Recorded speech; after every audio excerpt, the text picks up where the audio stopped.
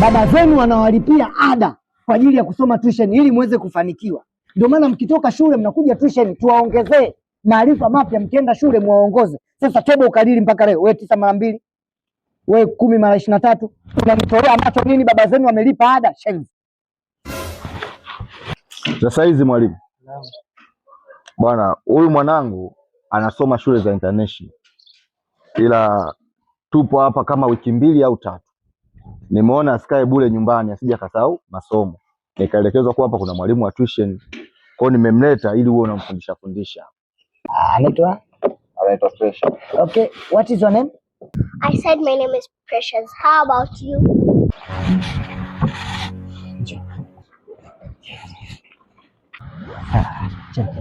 Do you have come to madaftari kwenye begi? What is madaftari? Madaftari is something when you kanamdikia lini.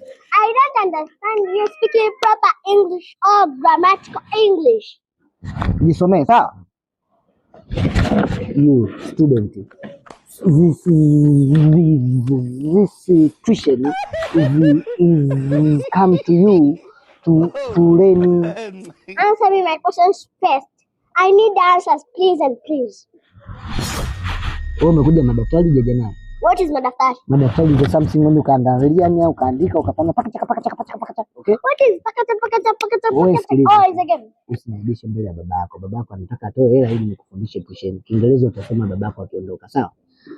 Speak English first. Then I will understand you. Mnajisomea? Jinga nyinyi. Shika.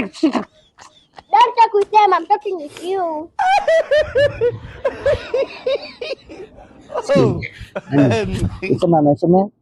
Anasoma shule ya international.